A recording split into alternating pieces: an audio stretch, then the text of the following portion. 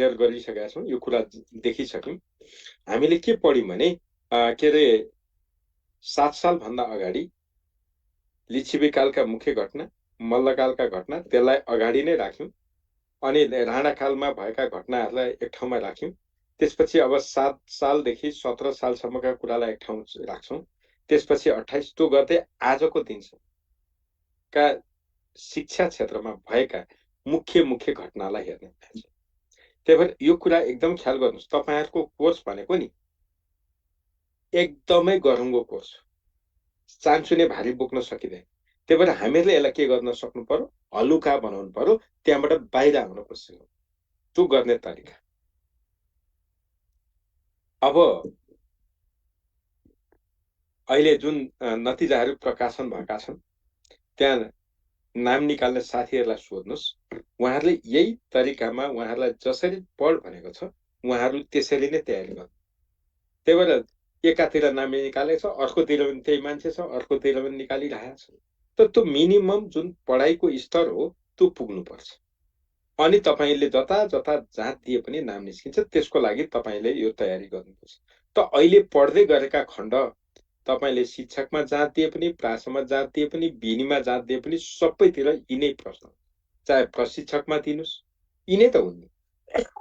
त्यही भएर यस्ता कुराहरू चाहिँ बेसलाई अलिक राम्रो बनाउनुपर्छ। त्यसको लागि तपाईहरुले पढ्नुपर्छ है।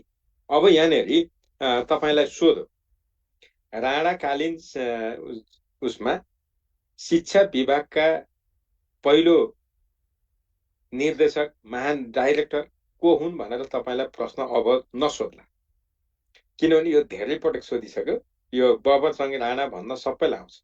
तर के सोध्छ भने राणाकालीन अवस्थामा शिक्षा विभागका कतिजना राणाहरू शिक्षा विभागका डाइरेक्टर बने भनेर सोध्न सक्छ यो कुरा। अब तपाईलाई मैले अर्को कन्फ्युजन हुने कुरा भने, शिक्षा विभागको स्थापना कहिले भएको थियो? हाम्रो सबैको ध्यान कहाँ जान्छ? 2056। किनभने शिक्षा विभागको स्थापना त 2056 मै भएको हामीले जानेको त, तर राणाकालमै भएको छ। त्यही भएर 1915 भन्नु पर्यो, या 2056 पनि छ। 1915 भन्ने अप्सन नभएको भए हामी 2056 मा जान्थ्यौं। यस्ता कुराहरुमा हामी झुकिनु हुँदैन। अब यहाँनेरि तपाईहरुलाई अर्को प्रश्न सोध्न सक्ने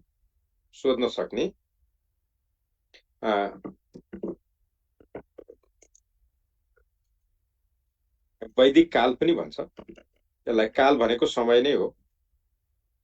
काल भनेको समय हो है, मृत्यु होइन।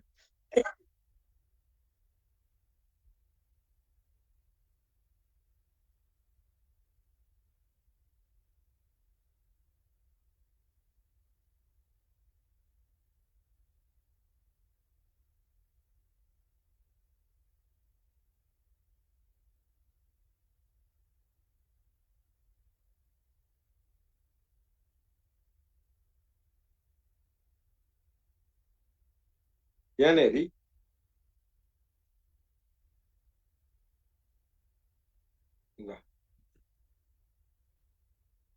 वैदिक कालमा वेदको अध्ययन गरी विवाह गर्ने, अध्ययन पश्चात भनौँ न, अझ यहाँ गरी हो।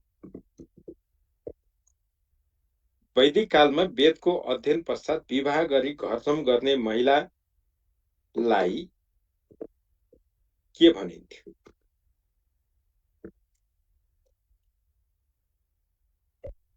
तपाईलाई यो प्रश्न छ। अब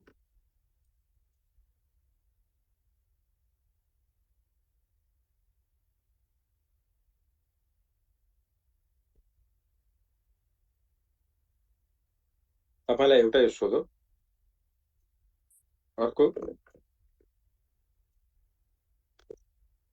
अर्को यो भनेर दियो, सत्यवधु भनौँ,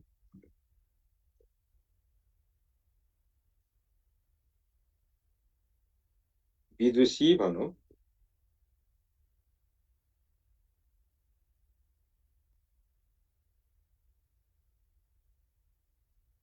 यो दियो।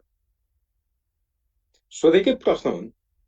त हामीहरूले पढ्दाखेरि यस्ता कुराहरूमा ध्यान दिनुपर्छ, यस्तो त सोध्दैन होला भन्ने हुँदैन। यस्तो त सोध्दैन होला भन्ने हुँदैन। मैले यो कुरा यहाँ किन गरिनँ भने हामीहरूले जिके पढ्दाखेरि त्यो सांस्कृतिक पाठमा यस्ता कुराहरू आउने भएकोले त्यो दोहोरिने कुरा यता किन गर्नु भनेर हिजो नगरे। ल भन्नु त के भनिँदो रहेछ।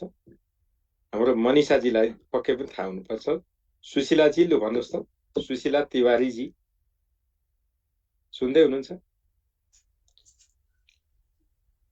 सुशीला तिवारी। हजुर सर नमस्कार। नमस्कार। लु भन्नु त, तपाईँले क्वेसन देख्नुभयो? देखेँ क्वेसन। के भनिन्छ होला? ब्रह्मचारिणी होला हो कि? ब्रह्मचारिणी भनिन्छ? खै म कन्फ्युज छु यसमा। एउटा कुरा तपाईँहरूले यहाँ लजिक लाउनुहोस् त। ब्रह्मचारिणी भनेको के हो? आजीवन बिहा नगर्ने। आजीवन बिहा नगर्नु पुरुषलाई ब्रह्मचारी, महिलालाई ब्रह्मचारिणी भनी। वधु भनेको को त? बुहारी हो नि त। बिहे गरेको मान्छे वधु हो कि? सिधै छ त। आज यति कुरा त हामीहरूले गर्नुपर्छ। मिथिलेश, ध्यान एकदम धन्यवाद सुशीलाजी। मिथेश कुमारजी तपाईँले के सोध्न आउनुभयो? सर त्यसैको आन्सर मैले भन्न खोजेको सर। के हो भन्नु नि त? गृहिणी हुँदैन सर? मैले हुन्छ भनेर त भएन। मैले हुन्छ भनेर त हुने होइन नि त। ल अब यहाँनिर हामीहरूले यो भन्यो। अब फेरि यही कुरा हुन्छ, वैदिक कालमा वेदको अध्ययन गरे पश्चात विवाह नगरी, यही कुरो है, प्रश्न यही नै हुन्छ। मैले यसैलाई यहाँ तपाईँलाई देखाउन मात्रै गरेको, अरू के होइन। अब वैदिक कालमा वेदको अध्ययन पश्चात विवाह नगरी सन्यास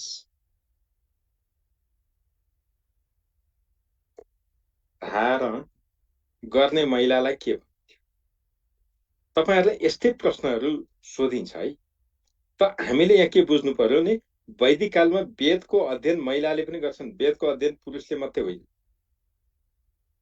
नझुकिनु होला। त यस्तै प्रश्न सोध्छन्, जस्तो यहाँ सद्यो वधु भन्यो भने यहाँ के भन्नु पर्ने रहेछ? ब्रह्मचारी। कुरो त तपाईँ आफैले ल्याइहाल्नुहुन्छ, यहाँ मैले भनिरहनु पर्दैन।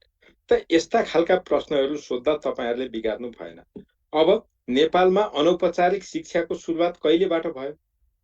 प्रश्न त त्यही हो नि। त्यस्ता कुरा भन्न सक्नु पर्यो।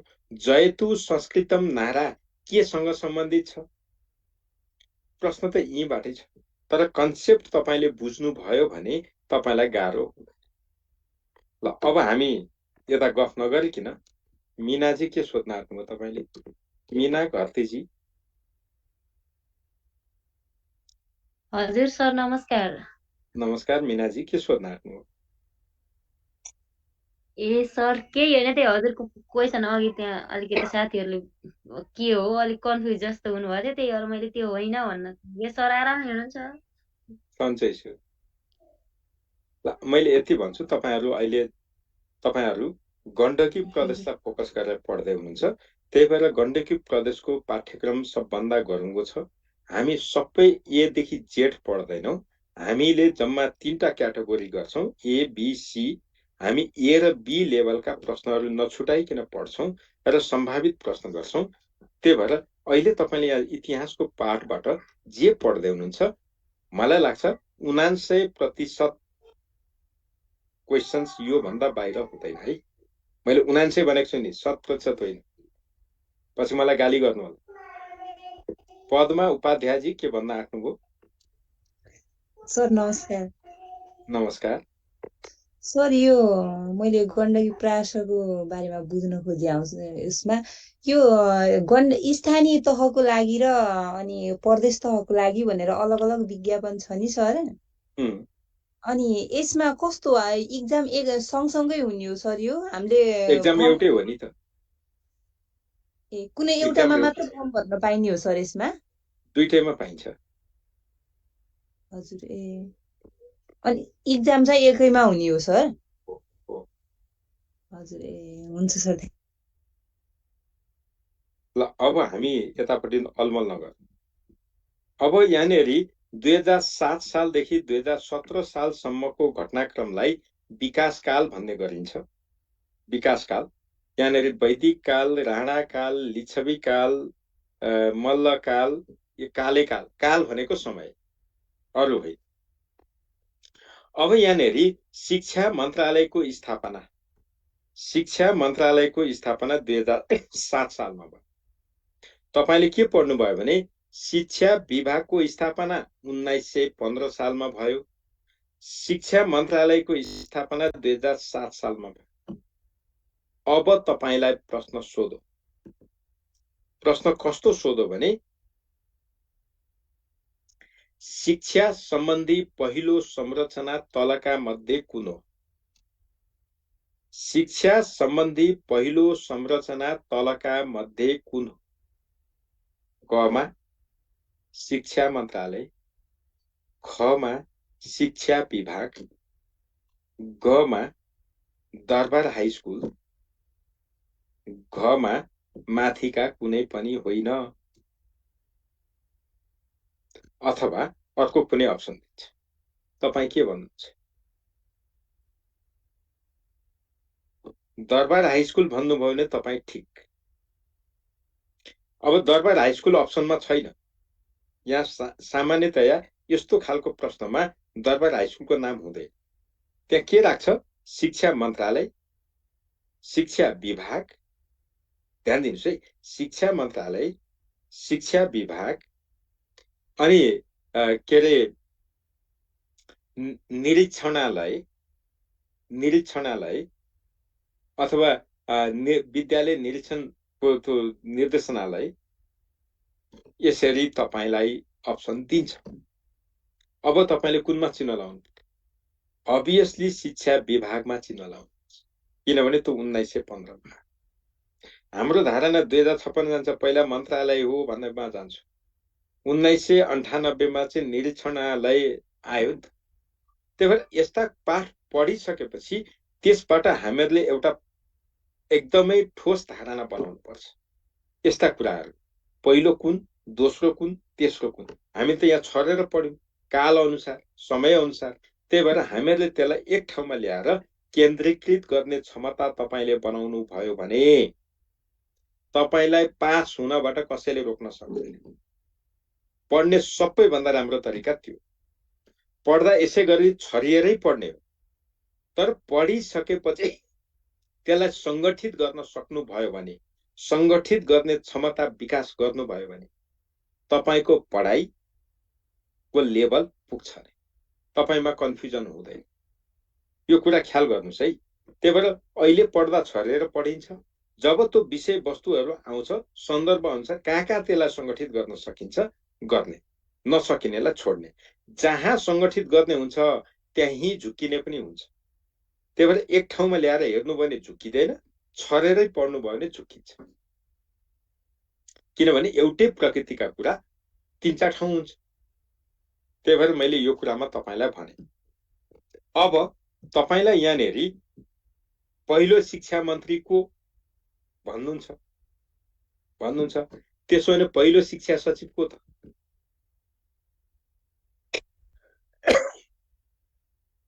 पहिलो शिक्षक को त? पहिलो महिला शिक्षक को त? पहिलो महिला प्रधानाध्यापक को त? यस्ता पनि त प्रश्न सोध्न सक्छ नि, सक्दैन र? यस्ता कुराहरू तपाईहरुले खोजिकन थुपार्नु पर्यो, एक ठाउँमा ल्याउनु पर्यो। पहिलो भनेपछि त्यसलाई पहिलो शिक्षा मन्त्री, पहिलो शिक्षा सचिव, पहिलो प्रधानाध्यापक, पहिलो पुरुष, पहिलो महिला, पहिलो यो एक ठाउँमा ल्याउनु पर्यो। त्यसलाई संगठित गर्ने पर्यो। छरेर पढ्दा आउँदैन। ती कुराहरू आउँछन्, पछाडि आउँछन्, तर यो कुरा तपाईले सम्झिनुहोस्। अब अर्को तपाईलाई सोध्ने प्रश्न के रहन्छ भने 2007 सालसम्म विद्यालय संख्या कति थियो? सोधेकै प्रश्न हो।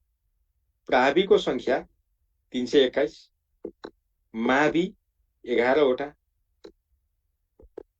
अब तपाईलाई सोधो के अरे उच्च शिक्षा त 1975 बाट सुरु भयो, यहाँ झुकिनु। अब तपाईले पढेको छ, शिक्षाको इतिहास पढ्दै आउनु भएको छ। शिक्षाको इतिहास तपाईलाई सोध्यो राजपत्रको प्रकाशन कहिलेबाट अब तपाईले राजपत्रको प्रकाशन 2008 साल यहाँ भन्नुपर्ने हुन्छ कहिलेकाहीँ यही क्रममा रेडियो नेपालको स्थापना कहिले भयो भनिदिन्छ कहिलेकाहीँ के भनिदिन्छ भने रेडियोबाट सर्वप्रथम शैक्षिक कार्यक्रम कहिले प्रसारण यस्तै यस्तै प्रश्न सोध्दै त हो नि त्यही भएर यो खण्डमा हामीले सावधानीपूर्वक पढ्नुपर्छ त अब यहाँनेर तपाईलाई यो राजपत्र भनेको त शिक्षासँग पनि सम्बन्धित हो नि किनभने शिक्षा क्षेत्रका कुरा पनि त राजपत्रमा प्रकाशित हुन्छ प्रत्यक्ष होइन अप्रत्यक्ष सम्बन्ध छ त्यही भएर सोध्यो भने शिक्षाबाटै सोधेको भन्नुपर्ने हुन्छ कोच भन्दा बाहिर त भन्न पाइएन यस्तो स्थिति हुन्छ है अब यहाँ त धेरैजनाले प्रश्न सोध्नु भएको रहेछ देवबहादुर थापाजी तपाईँ सुदूरपश्चिम मात्रै होइन जतासुकैको मान्छेले पनि पढ्न पाउँछ है तपाईले पनि पाउनुहुन्छ मैले भने यति यो त केटाकेटी कुरा हो पढ्नै नपाइने भने के हुन्छ यहाँ किन रोक्नु पर्यो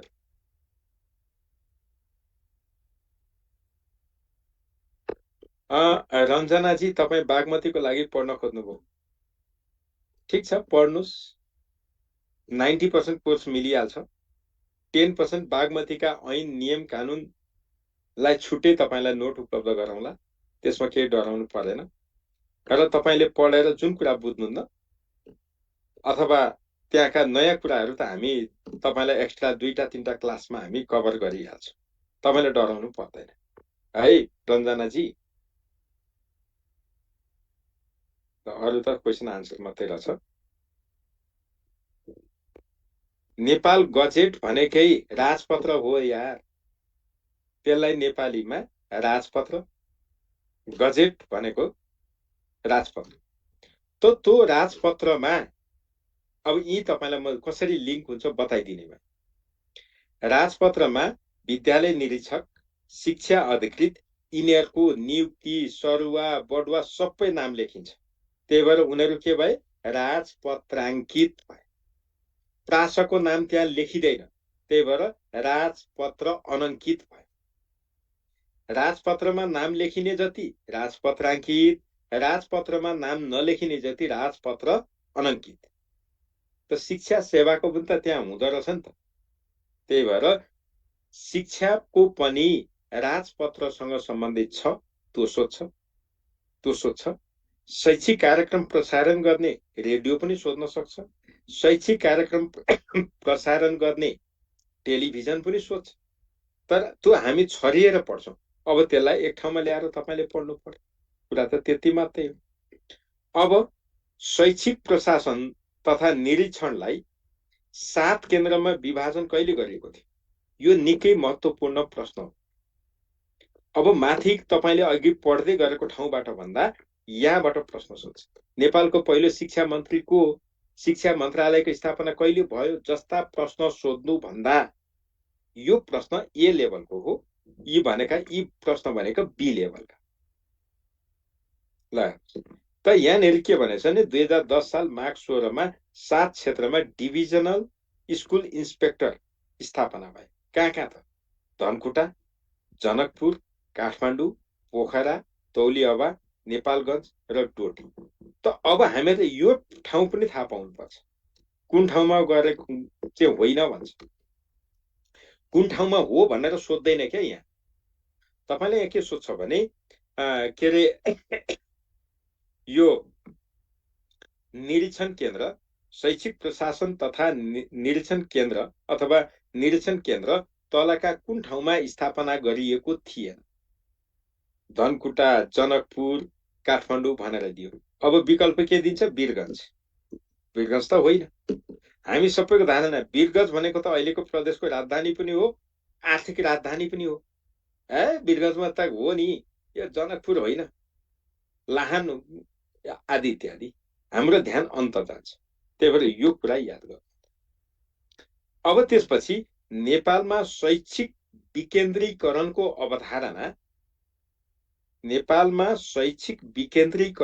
अवधारणा कहिलेबाट प्रारम्भ भएको मानिन्छ? तपाईलाई सोध्ने प्रश्न। यो कहिलेबाट हुने भयो? 2010 साल। विकेन्द्रीकरण भने के त? केन्द्रीय निकायमा रहेका अधिकार, आर्थिक अधिकार, प्रशासनिक अधिकार तल सेवाग्राही तहमा हस्तान्तरण गर्ने कार्यलाई भनिन्छ। त्यही भएर यो काठमाडौँमा भएको अधिकार कहाँ गयो? धनकुटामा गयो। काठमाडौँमा भएको अधिकार जनकपुर गयो, डोटीसम्म। त्यही भएर विकेन्द्रीकरणको सुरुवात थालनी यहाँबाट भयो भन्न मिलो। यस्ता प्रश्न सोध्छ। यो चाहिँ टफ लेभलको क्वेसन, ध्यान दिनु होला।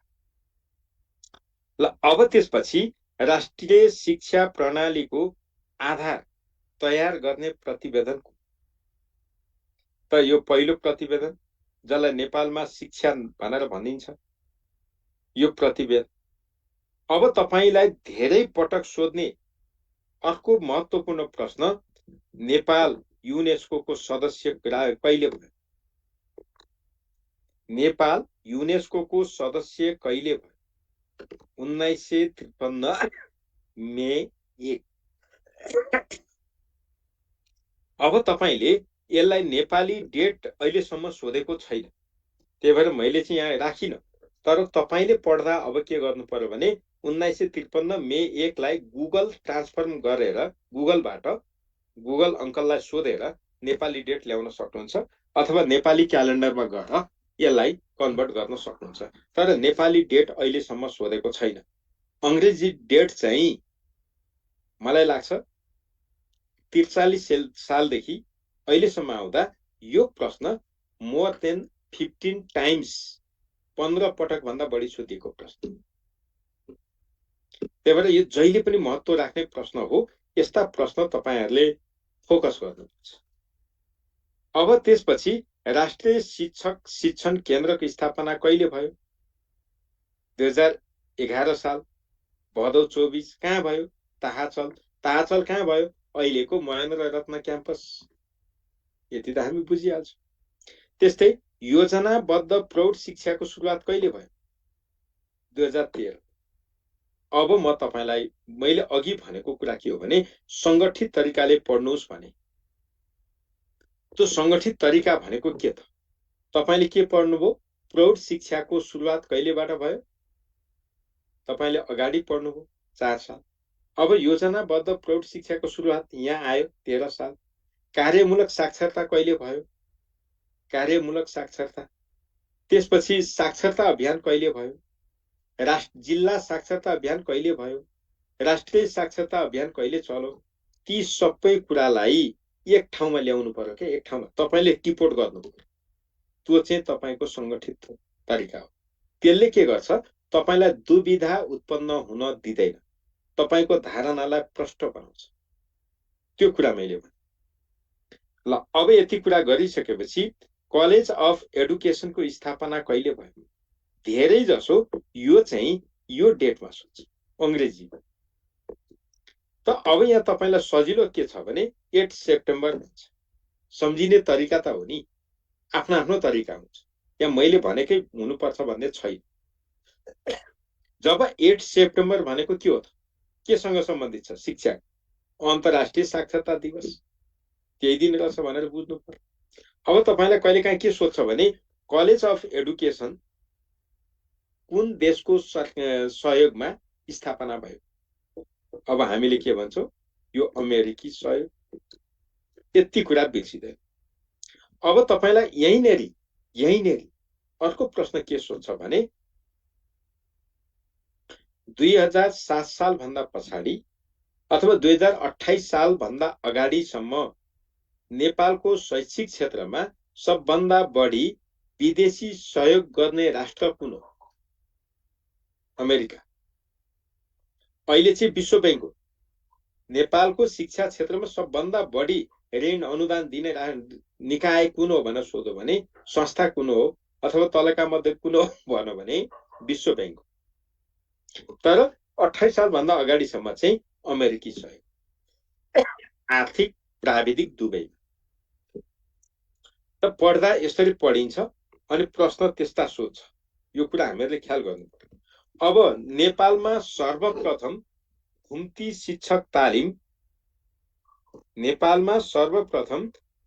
शिक्षक तालिम कहिलेबाट सञ्चालनमा आयो भन्यो भने 2013 साल र यो कुरा घुम्ती शिक्षक तालिमको बारेमा हामीहरूले थाहा पाउनुपर्छ है। यो चाहिँ थाहा पाइराख्नुपर्छ। घुम्ती शिक्षक तालिम भनेको के त?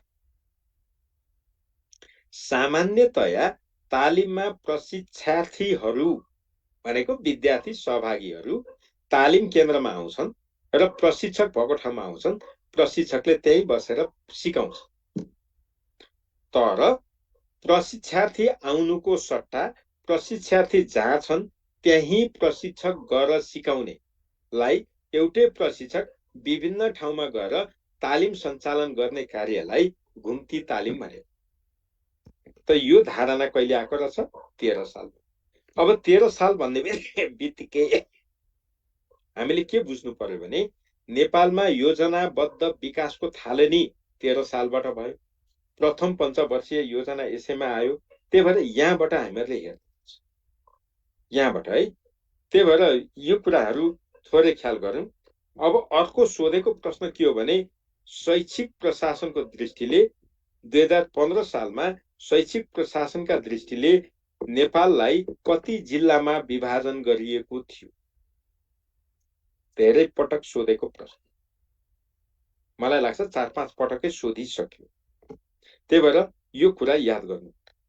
अब त्रिभुवन विश्वविद्यालयको शिलान्यास कहिले भयो त्यति महत्त्वपूर्ण छैन, तर याद चाहिँ गर्नुपर्छ। हामीहरूलाई सोध्ने अर्को प्रश्न के हो भने कलेज अफ एडुकेसनको पहिलो दीक्षान्त समारोह कहिले भएको थियो? त्रिभुवन विश्वविद्यालयको दीक्षान्त समारोह 17 सालमा भयो, तर यसको दीक्षान्त समारोह कहिले भयो? 15 साल। यो कुरा चाहिँ हामीहरूले सम्झिनुपर्छ है। किनभने 13 सालमा स्थापना भयो। 13 सालमा स्थापना भयो। 1 वर्षको पढाइ सकेपछि उसले 15 सालमा दीक्षान्त गर्यो र वैशाख 12 गते।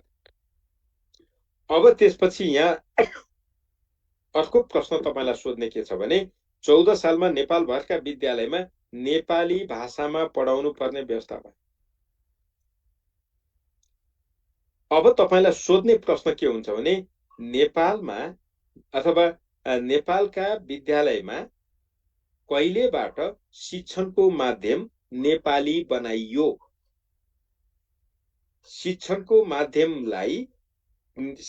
माध्यमका रूपमा नेपाली भाषालाई अनिवार्य कहिलेबाट गरियो जस्ता प्रश्न सोध्छ। त्यति बेला हामीहरूले 14 साल भन्नु। अब यहाँनेरि मुद्रा संग्रहालयको बारेमा हामीहरूले कुरा गरेनौँ। थोरै म तपाईहरुलाई यहाँ 14 सालमा नेपाली भाषामा पढाउनु पर्ने विषय भयो। राष्ट्रिय भाषा घोषणा 15 सालमा भयो। नेपालीलाई राष्ट्रिय भाषा यो भन्दा अगाडिसम्म भएको छैन। अनि त्यसपछि बल्ल नेपालीलाई अनिवार्य विषय बनाइयो, विषयको रूपमा अध्यापन गर्न थाल्यो। हो यस्ता टुक्रे कुराहरूलाई एक ठाउँमा जोडेर तपाईले पढ्नुपर्छ। अब त्यसपछि हामीहरूले के भनेका थियौं भने 2018 साल मङ्सिर 1 मा विकास जिल्ला शिक्षा निरीक्षकबाट जिल्ला निरीक्षक कार्यालय बनाइयो। तपाईलाई सोध्छ जिल्ला निरीक्षक कार्यालय कहिलेबाट सञ्चालनमा आयो, स्थापना गरियो भनेर सोध्छ। 2018 मा जानु पर्छ। अब तपाईलाई सोध्ने अर्को महत्त्वपूर्ण प्रश्न के हो भने राणा कालमा स्थापना भएको पास जाँच अड्डाको आधुनिक नाम कुन हो? अथवा परीक्षा नियन्त्रण कार्यालयको पुरानो नाम के हो? अथवा पास जाँच अड्डालाई तलका कुन कार्यालयमा रूपान्तरण गरियो? अथवा पास जाँच अड्डालाई कहिलेबाट परीक्षा नियन्त्रण कार्यालयमा रूपान्तरण गरियो? यस्तै प्रश्न सोधेको छ। त्यही भएर यो पनि तपाईको लागि निकै महत्त्वपूर्ण कुरा। अब 2018 सालमा आइसकेपछि 14 अञ्चल शिक्षा कार्यालय ध्यान दिनुहोस् है, अञ्चल शिक्षा कार्यालय 75 जिल्लामा जिल्ला शिक्षा कार्यालय भयो। अब तपाईलाई सोध्ने अर्को प्रश्न के हुन सक्छ, नेपालमा पहिलो शिक्षा ऐन कहिले जारी गर्यो? कहिले? 2019। अब तपाईहरुले यहाँनेरि धेरैले गल्ती के गर्नुहुँदो रहेछ भने 1996 भनेर लगाइदिनुहुन्छ। इस्तिहार आयो नि त, हामीले कानुन भनेर बुझेका थियौं, हिजोबाट त त्यो कुरा हटो, त्यो सरकारी सूचना मात्रै रहेछ, तर कानुन सर मान्यता हुने। त्यसो भने नेपालको पहिलो शिक्षा ऐन कहिले आएछ? 2019 मा। अब यो कुरा गरेपछि तपाईले सँगै सम्झिनु के पर्यो भन्दा अहिलेको शिक्षा ऐन 2028 कतिऔं हो त? तेस्रो। नेपालमा अहिलेसम्म जम्मा 3टा शिक्षा ऐन आएको छ, चौथो चाहिँ गर्भमा छ। अब राष्ट्रिय अभिलेखालयको स्थापना कहिले भयो? सोध्ने प्रश्न। अब त्यसपछि अर्को सोध्ने प्रश्न के हो भने नेपाल, यहाँनेरि Nepal national commission for UNESCO, जसलाई हामी न्याटकम भन्छौं, को स्थापना कहिले भयो भन्दा 2020। यो भने के त? नेपाल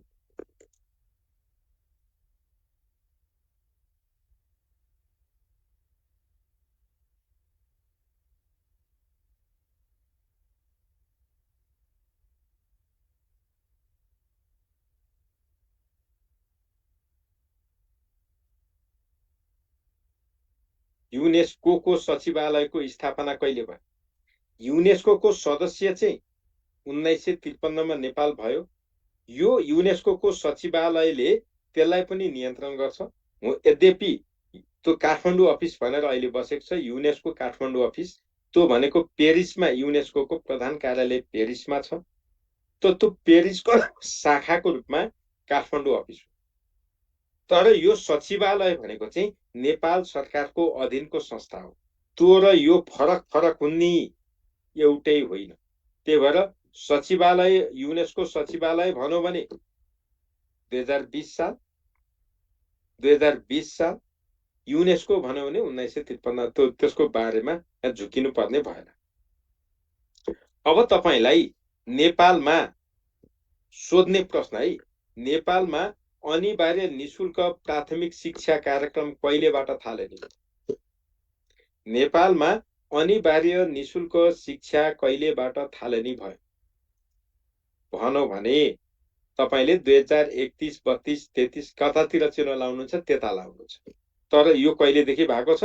2020 माघ 13 गते राजा महेन्द्रबाट उद्घाटन भयो। कहाँ त? झापाको बुधबारे। यति बेला 9 वटा नगर पञ्चायत र 101 वटा गाउँ पञ्चायतमा गरेर यो लागू भएको छ। यो राम्रोसँग याद गर्नु होला, यहाँ तपाई झुकिने ठाउँ भयो। अब त्यसपछि 2031 मा जाँदा राजा वीरेन्द्रको राज्याभिषेकको अवधि समय पारेर त्यति बेला निशुल्क प्राथमिक शिक्षा भनियो, तर अनिवार्य भनेको थिएन, निशुल्क। अब अनिवार्य शिक्षाको अवधारणा कहिले आयो? 2075 मा अनिवार्य तथा निशुल्क शिक्षा ऐन 2075 जारी भएपछि। त तपाईको ध्यान कहाँ जाने रहेछ? 75 मा, 20 मा जाँदैन। तर सबभन्दा पहिला त 2020 मै आइसकेको छ। हो, यस्ता कुरालाई एक ठाउँमा ल्याएर पढ्नुस् भने अनि कसरी झुकिँदा रहेछ हेरौँ त। झुकिँदैन नि त। त तपाईहरुले यो कुरा याद गर्नु। अब यहाँनेरि नेपालमा प्रधान माध्यमिक विद्यालयका प्रधान अध्यापकहरूको पहिलो गोष्ठी कहिले भएको थियो? यो बीपी कोइरालाको पालामा। के बीपी कोइरालाको पालादेखि सुरु भयो, तर माध्यमिकको चाहिँ भनेर 20 मा गर्यो। प्रधानाध्यापक सम्मेलन चाहिँ 17 सालमै गरेको छ बीपी के पालामा, तर माध्यमिकको चाहिँ यति बेला गरेको छ। र यो कुरा याद गर्छ। अब कोलम्बो योजना कहिले स्थापित भयो? यो कोलम्बो प्लान भन्छ 1994 के अरे, त्यो भन्दा अलिकति 94 हो कि अलिकति अगाडि हो, अगाडि नै हो। 94 भन्दा पनि अगाडि 94 मा चाहिँ सालामानका सम्मेलन यो चाहिँ त्यो भन्दा पनि अगाडि। त यसले के गरेको हो भने यो 35 साल भन्दा पनि अझै अगाडि है, यो कुरा ख्याल गर्नुला, मैले एक्ज्याक्ट डेट भन्न सकिनँ। त कोलम्बो योजना भनेको दक्षिण एसियाका देशहरू भारत, पाकिस्तान, श्रीलङ्का जस्ता देशहरूले एक किसिमको एकले अर्कालाई शिक्षा क्षेत्रमा सहयोग पुर्याउन स्थापित गरेको कोलम्बो योजना हो। नेपाल चाहिँ पछि सदस्य भयो र यहाँबाट नेपालबाट धेरै मान्छेले इन्जिनियर र डाक्टर सबभन्दा बढी यो कोलम्बो योजनाबाट पढे। यो सबभन्दा राम्रो नेपालमा आएको छात्रवृत्तिको सबभन्दा राम्रो कोलम्बो योजना अहिले छैन। त यो धारणा आयो यहाँनेरि भारत, पाकिस्तान, श्रीलङ्का, बोर्नियो भनेको बर्मा है, विदेश मन्त्रीहरूको बैठक बस्यो र यिनीहरूले गरे। अब त्यसपछि 2021 मा दृष्टिविहीन पढाउने शिक्षक तालिम सुरु भयो र यहाँनेरि 21 मा विशेष शिक्षा कार्यक्रमको थालनी भयो। यो कुरा हामीहरूले एकदमै ध्यान दिनु पर्यो। नेपालमा विशेष शिक्षा कार्यक्रमको थालनी कहिलेबाट?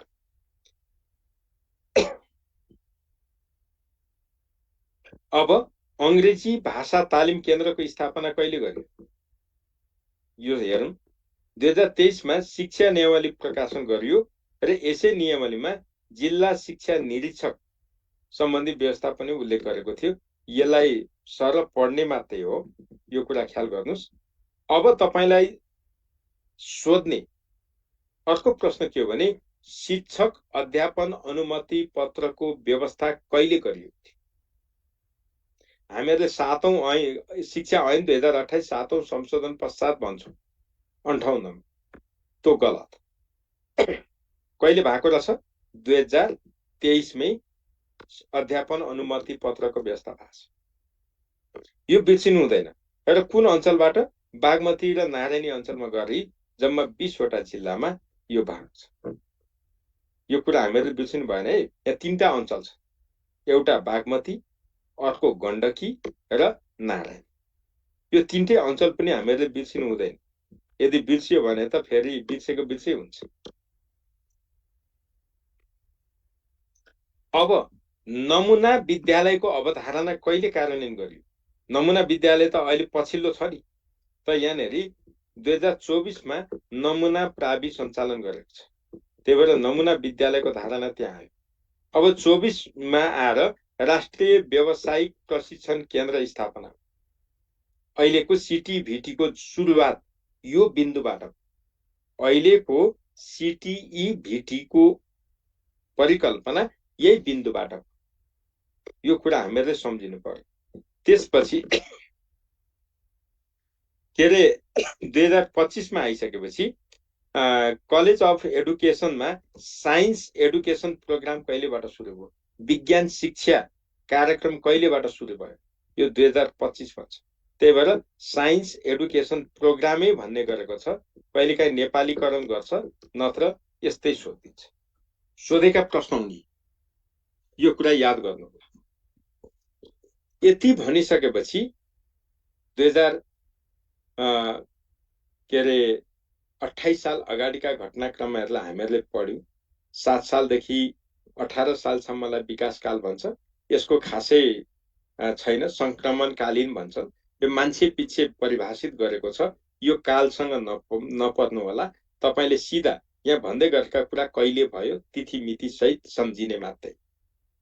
त्यही भएर यो राणाकाल, वैदिक काल, लिच्छवी काल यी भनिराख्नु जरुरी छैन। तपाईलाई लिच्छवी काल कहिलेदेखि कहिलेसम्म कहिले सोध्दैन, राणाकाल कहिलेदेखि कहिलेसम्म कहिले सोध्दैन, शाहकाल कहिलेदेखि कहिलेसम्म सोध्दैन, अहिलेसम्म सोधेको छैन। अब सोध्दैन भनेर म त 99% ढुक्क छु। अब हामीहरूले 2028 सालदेखिका घटनाहरू छ, यसलाई हामीहरूले आधुनिक काल पनि भनेको छ। यहाँदेखि नेपालमा शिक्षाको आधुनिक काल सुरु हुन्छ। यो कुराहरू सम्झिनु होला है।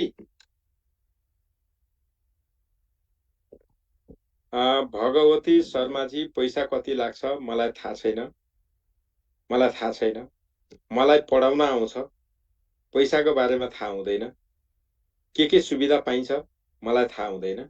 मैले जान्ने भनेको तपाईहरुलाई विषयवस्तु बुझाएर पढाउने।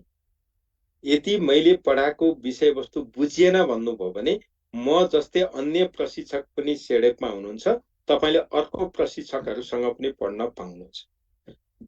भन्नुको मतलब तपाईले बुझेर पढुन्जेल मेरो जागिर यहाँ हुन्छ, तपाईले यो भएन भनेको दिनदेखि मेरो जागिर पनि जान्छ। सिधा कुरा त यति हो नि। त्यही भएर म तपाईहरुलाई सकेसम्म मेरो जागिर जोगाउने प्रयत्न गर्छु नि त। कुरा त्यो हो। त्यही भएर पैसाको कुरा मलाई थाहा हुँदैन। अब पद्माजी तपाईलाई म कसको बुक किन्दा उपयुक्त हुन्छ भन्नुहुन्छ।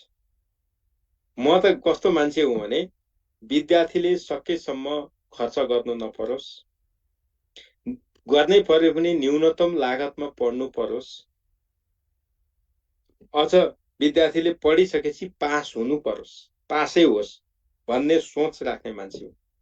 त्यही भएर तपाईहरुलाई मैले भन्ने कुरा के हो भने कसैको पनि किताब नकिन्नुस्। मेरो सल्लाह त हो नि, मान्नै पर्छ भन्ने त छैन नि। तर तपाईलाई यहाँ पहिलो पेपरमा सोध्ने जम्मा 50 वटा प्रश्नमा 40 वटा प्रश्न, त्यो भनेको 80% कभरेज हुने मटेरियल तपाईहरुलाई उपलब्ध सेडेपबाट हुन्छ, ह्यान्डआउट रूपमा। त्यो नै तपाईलाई पर्याप्त हुन्छ। त तपाईले आफूसँग भएको मटेरियललाई तपाईले राम्रोसँग पढ्नु भयो भने पर्याप्त। तपाईले 10 वटा मटेरियल पढ्नुस्, कहिले पढिसक्नुहुन्छ? यही त एकचोटी पढ्न गाह्रो छ। अब सबैको पढाएर तुलना गरेर छुट्याउन सक्नु पर्यो नि। त्यो सकिँदैन।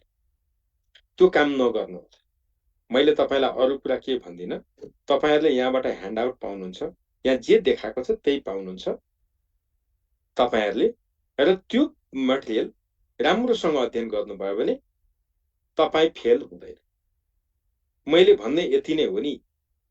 अब तपाईले अध्ययन गर्नु भएन, यहाँ भएका कुराहरू तपाईले गलत गर्नुभयो भने त त्यसको भन्नुपर्ने मेरो केही पनि छैन। यहीबाट तपाईहरुले पाउनुहुन्छ, त्यो पर्याप्त हुन्छ। अब तपाईलाई चित्त बुझेर मेरो काम के हो भने, मेरो काम तपाईहरुलाई सही सल्लाह दिने हो। मैले अहिले यहाँ पढाउँदै गरेको मुख्य उद्देश्य पैसा कमाउन भनेर 99 मान्छे तपाईहरुले भन्नुहुन्छ। झट्ट हेर्दा हो पनि। तर मैले यहाँ पढाउँदै गरेको कारण के हो भने मेरो आत्मसन्तुष्टि। किनभने यही पढेका विद्यार्थीहरू पास हुन्छन्, हरेक स्थानीय तहमा जान्छन्, प्रदेशमा जान्छन्, सङ्घमा जान्छन्, विद्यालयमा जान्छन् र मैले पढाएको विद्यार्थी भनेर गर्व गर्ने मेरो सम्पत्ति भनेको त्यो। अहिले मैले पनि गाइड भनेर लेखेर बजारमा पठाए हुन्थ्यो। एउटा किताब लेख्ने बित्तिकै 1000-1500 को दरले बिकिहाल्छ। तपाईहरु जस्ता मान्छेले किनिहाल्नुहुन्छ। मैले के भन्थे, फलानु मैले लेखेको किताब छ त्यो किन्नुस् है, त्यो राम्रो छ, अरु सबै खतम छ भनिहाल्थे नि। कहिले म त्यो भन्थे, कहिले। र मैले के भन्छु भने विद्यार्थीलाई सकेसम्म त्यस्ता गाइडहरू नकिन्नुस्, बरु त्यसको सट्टामा तपाईले बीएडमा पढ्दा पढेका किताब, बीएडमा पढ्दा पढेका किताब, एमएडमा पढ्दा पढेका किताब, प्लस 2 मा पढ्दा पढेका किताब अथवा त्यति बेला किनेका किताब पढ्नुस्। पाठ्यक्रमको अवधारणा कहिल्यै पुरानो हुँदैन। 30 सालमा पनि त्यही थियो। अहिले थोरै टेक्नोलोजी थपेर थोरै परिमार्जन। मूल्याङ्कनको अवधारणा त्यही हो कि होइन? तपाईले पढ्ने यिनै कुरा होइन र? शिक्षाको अर्थ परिवर्तन भएको छ, परिभाषाहरू परिवर्तन भएको छ। के छ? उद्देश्यहरू फेरबदल भएको छ, थोरै कुराहरू भएको छ। नत्र त तिनै कुरा हुन् नि त। त तपाईले बीएडमा भएको किताब चाहिँ थन्क्याएर राख्ने, एमएडमा भएको किताब थन्क्याएर राख्ने र गाइड लेखकहरूले तिनै जस्ताको तस्तै कपी गर्ने। अब मैले लेखेको यो ह्यान्डआउटबाट अर्कोले छाप्ने, अर्कोले छाप्ने, अर्कोले छाप्ने, अनि त्यो किनेर पढ्दा चाहिँ ठुलो मान्छे हुने भन्नुहुन्छ भने तपाईको तरिका सोरै आना गलत हो। अहिले पनि म त्यही भन्छु। मैले यसो भन्दाखेरि धेरै गाइड लेखकहरू मेरा एकदमै अनन्य मित्र हुन्, साथी हुन्, कतिपय सहकर्मी पनि हुन्, रिसाउँछन्। उनीहरूले के भन्छन्, मेरो नाम भन्दैन यार, तैँले भनेको त बिग्छ नि कुरो, अलिक किताब बिग्छ, बरु कमिसन दिउँला, पब्लिकेसनले आएर भन्छन्। त्यो कर्म मबाट हुँदैन। मैले कुनै किताब, राइटरको किताब राम्रो या नराम्रो भन्नको लागि मैले त्यसको किताब पढेको हुनुपर्छ, अनि मात्रै मैले भन्न सक्छु नि। हच्चाको भरमा राम्रो नराम्रो भन्ने भएर। र मेरो स्वभाव गाइड। मैले हिजो लोकसेवा दिँदा त त्यस्ता गाइड छँदै थिएन, पढ्ने कुरै भएन। मैले पनि धेरै पटक लोकसेवा दिएकै हुँ। त्यति बेला गाइड प्रचलन, यस्ता इन्स्टिट्युट केही पनि थिएन। आफैले खोजेर अनेक प्रयत्न गरेर भेटाएका मेटेरियल जे छ त्यही तयारी गर्ने हुन्थ्यो। यति भनेर गाइड गरिदिने मान्छे पनि हुँदैन थियो क्या, कसैले गाइड गर्दैन थियो। त्यो बेलामा पनि हामी आफ्नो किसिमले पढ्थ्यौँ। अहिले तपाईहरुलाई त कम्तीमा गाइड गरेको छ, यो मेटेरियल यहाँ पाउनुहुन्छ भनेको छ। धाई धाई किन सानो ठिमी जानु पर्दैन, धाई धाई सिंहदरबार जानु पर्दैन। तपाई बसेकै ठाउँमा डाउनलोड गरेर, इन्टरनेटको सुविधा छ, डाउनलोड गरेर चाहेको मेटेरियल चाहेको बखतमा भन्ने बित्तिकै पाउनुहुन्छ। त्यत्रो सुविधा छ, अनि तपाई फेरि गाइडकै पछि किन लाग्नुहुन्छ? यो चाहिँ अलिकति अमिल्दो कुरा। तपाईहरुलाई अलिकति अभ्यस्त किन हुनुहुन्न भने आफै मटेरियल, अथेन्टिक मटेरियल जुटाउने र पढ्ने बानी तपाईहरुमा भएन। कारण किनभने कक्षा 1 देखि 12 सम्म अगाडि किताब राख्ने, त्यसैबाट पढ्दै गयो। बीएडमा पनि अहिले त्यही भइसक्यो। अनि अगाडि किताब हुनु पर्यो अनि पढ्ने। अब त्यो गाइड त गाइडै हो। त्यही भएर म तपाईहरुलाई फेरि पनि एकदमै सल्लाह के दिन्छु भने सही सल्लाह, किनभने यो फेरि सत्य कुरो त तितो हुन्छ, रुचिकर हुँदैन क्या। बरु बीएड को किताब पढ्नुस्, एमएड का किताब पढ्नुस्, संविधान ऐन कानून तपाईलाई कानून किताब व्यवस्थापन समितिको वेबसाइटमा निशुल्क छ, डाउनलोड गर्नुस्, पढ्नुस्। त्यसले तपाईलाई 10औं गुना जिताउँछ। त्यही भएर म कसैका किताब राम्रा नराम्रा मलाई थाहा छैन, नपढिकिन त्यसको मूल्याङ्कन गरेर मैले राम्रोलाई नराम्रो भनौँला, राम्रोलाई पनि नराम्रो भनौँला, किनभने त्यो चिनेको आधारमा हेलो इफेक्ट हुन्छ नि त। त्यो कर्म मबाट हुँदैन, किनभने मैले त्यो किताब पढेकै छैन, अनेस्टली छैन। मैले के भन्छु? त्यही भएर तपाईलाई मैले यति भन्छु कि सेडेपबाट उपलब्ध हुने मटेरियलमा क्वालिटी छ। त्यो मेटेरियल पढेर मैले तेरो मेटेरियल सबै पढे, म फेल भए भनेर म कहाँ हुनुस्, म त्यसको जिम्मेवारी लिन तयार छु। मैले भन्ने यति मात्रै हो, किनभने तपाई फेल होइन, म फेल भएको। म चाहिँ फेल हुन चाहन्न। मलाई थाहा छ यहाँ तपाईहरु जति जना पढ्दै हुनुहुन्छ सबैजना पास हुनुहुन्न 100%, र सबैजना फेल पनि हुनुहुन्न, त्यो पनि सत्य हो। तपाई मध्येबाटै पास पनि हो, तपाई मध्येबाट फेल पनि। त जको मान्छे पास त त्यसो भने जसले यहाँ मैले भनेको तरिकाले पढ्नु भयो। तरिका भने के त? अहिले यो पढाइ हुने पाठ तपाई घरमा पढेर आउनु भयो। अब अहिले यहाँ तपाई दोहोर्याएर पढ्दै हुनुहुन्छ। तपाईको त्यहाँ पढ्दा अस्पष्ट भएका धारणाहरूलाई स्पष्ट पार्दै हुनुहुन्छ। अब फेरि यो क्लास सकेपछि तपाई घरमा फेरि पढ्नु चाहिँ यही पाठ पढ्नुहुन्छ। त 3 चोटी तपाईले पढ्नुभयो, अभ्यास भयो। यसले के गर्छ? स्मरण बढाउँछ। त्यो भनेको के? दिगो सिकाइ। त्यो भनेको के? परीक्षामा जे सोध्छ पढेकोबाट सोधो भने गलत गरिदैन। त्यति नै हो नि त। त्यही भएर मैले यहाँ अरु भन्न छैन। तपाईहरुका मैले च्याट बक्स हेरेँ, तपाईहरु धेरैले त्यस्ता जिज्ञासा राख्नुहुन्छ, त्यसमा अरु केही पनि भन्दिन है। अब तपाईहरुले यहाँनेरि फारम भर्न सबै पाइन्छ रञ्जनाजी, मैले यहाँ भन्नुपर्ने केही छैन। तपाईहरुलाई सेडेपले दिएको मटेरियल पर्याप्त हुन्छ, पढ्नुस्। यदि पर्याप्त नभएको भए सेडेपमा पढेर सुदूरपश्चिममा नाम निस्किँदैन थियो होला। के अरे बागमतीमा नाम निस्किँदैन थियो होला, लुम्बिनीमा नाम निस्किँदैन थियो, अरू गण्डकीको निस्किँदैन थियो, कोशीमा निस्किँदैन, निकालिराखेको छ। ती विद्यार्थीलाई सोध्नुहोस्, उनीहरूले बाहिरी मेटेरियल एउटा पनि हेरेन, यहाँ दिएकै मेटेरियलमा ढुक्कसँग पढेका छन्। यो कुरा मान्नुहोस्, तपाईँ पहिला तयारी गर्नुहोस्। तपाईँले कुन अवस्थामा अरू मेटेरियल हेर्न सक्नुहुन्छ भने यहाँबाट दिएका मेटेरियलमा तपाईँले एक सरो छिचल्नु पर्यो, त्यसलाई कम्प्लिट गर्नु पर्यो, अनि बल्ल अरू हेर्नु भने तुलना गर्न तपाईँ योग्य हुन्छ, नभए के को तुलना हुन्छ, हुँदैन। ल अब मैले अरू यो विषयमा अरू चर्चा गरिदिन है। अब हामीहरूले 28 सालको घटनाक्रमलाई चाहिँ विशेष हेर्नुपर्छ। यहाँबाट अहिले पढेको मध्येबाट राणाकाल, त्यसपछि योगबाट चाहिँ प्रश्न, एउटा प्रश्न चाहिँ लगभग 99% ग्यारेन्टी। त्यही भएर यो क्षेत्रलाई हामीहरूले छोड्नु हुँदैन, यस्ता क्षेत्रलाई विशेष फोकस गरेर पढ्नुपर्छ। अब यो हिसाबले हेर्दा 2028 मा राष्ट्रिय शिक्षा पद्धतिको योजना आयो। अब तपाईलाई सोध्छ, नयाँ शिक्षा योजना कति वर्षको अवधिको थियो?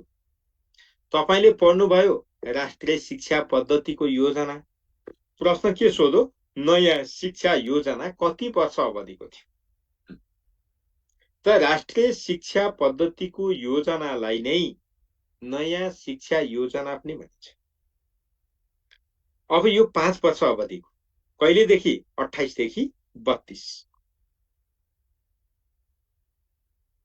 यति कुरा तपाईले गर्नुभयो। अब तपाईलाई फरक प्रश्न सोध्यो, नेपालको पहिलो शैक्षिक योजना तलका मध्ये कुन हो? 2013 ठ्याक्क चिनो लगाइहाल्छौँ हामी।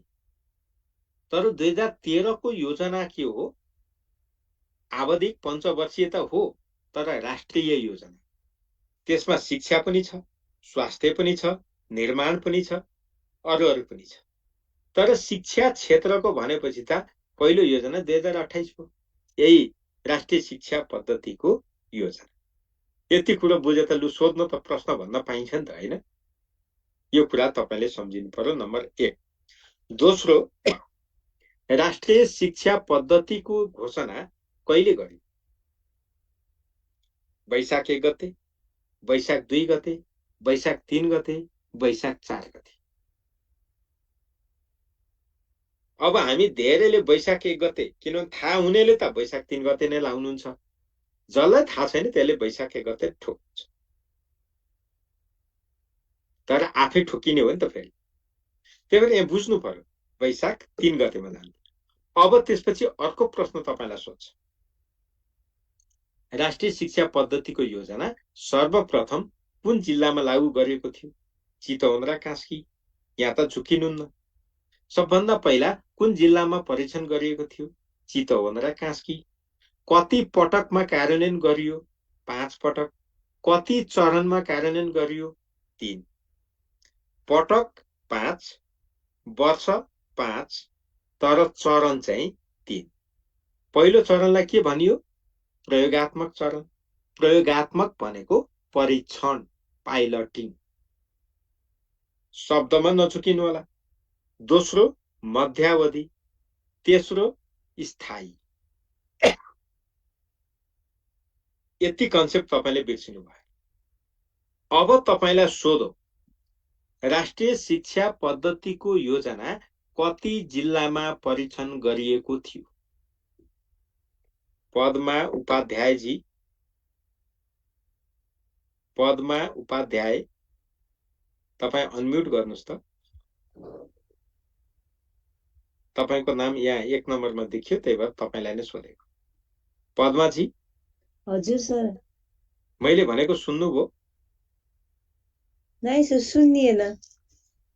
अनि के पढ्न बस्नु भएको? सुनिएन भने नेट कटकट भएर आइरहेको थियो अगाडिबाट, त्यही भएर। ल अब म फेरि तपाईलाई चाहिँ एकचोटि भने है, राष्ट्रिय शिक्षा पद्धतिको योजना कति जिल्लामा परीक्षण गरिएको थियो? तपाईलाई अप्सन पनि दिन्छु, 2, 13, 15, 16, 20। पहिलोचोटि सर मैले प्रश्न भनेको बुझ्नुहुन्न? 2 जिल्लामा सर चितवन र कास्कीमा। मैले तपाईँलाई फेरि यहाँ गरेँ है त। अब तपाईँहरू यस्तो गर्नु भने त मैले पढाएको काम लाग्दैन। यस्तो त मैले पढाउँदिनँ होला जस्तो लाग्छ घरिघरि चाहिँ। अलिक राम्रै पढाउँछु होला जस्तो पनि लाग्छ घरिघरि। आफ्नो घमण्ड त हो नि। यहाँनेरि मैले नयाँ शिक्षा योजना भने है त। नयाँ शिक्षा योजना कति जिल्लामा परीक्षण गरिएको थियो भनेर यहाँ तपाईलाई प्रश्न सोधियो। तपाईलाई कमा 2 जिल्ला, खमा 13 जिल्ला, गमा 15 जिल्ला, घमा 16 जिल्ला यसरी सोधेको हो नि त। पद्माजी अहिले देख्नुभयो? हजुर सर। के भन्नुहुन्छ? तपाईले त भर्खरै एक पढ्नुभयो। के भन्नुहुन्छ?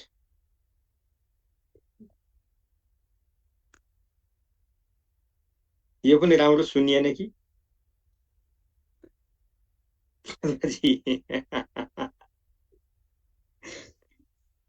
यहाँ तपाईहरुले त्यही भएर पढ्दा ध्यान दियो भने भन्न सकिन्छ। पढाउँदा यहाँ ध्यान दिएन भने भन्न सकिन। यस्तै हुन्छ। ल भलामान राईजी तपाई त अब पास नै हो है। भलामानजी मैले के भन्नु पर्दैन। सुमित्रा मल्लजी, लक्ष्मी कटेलजी ठीक हो, ठीक हो।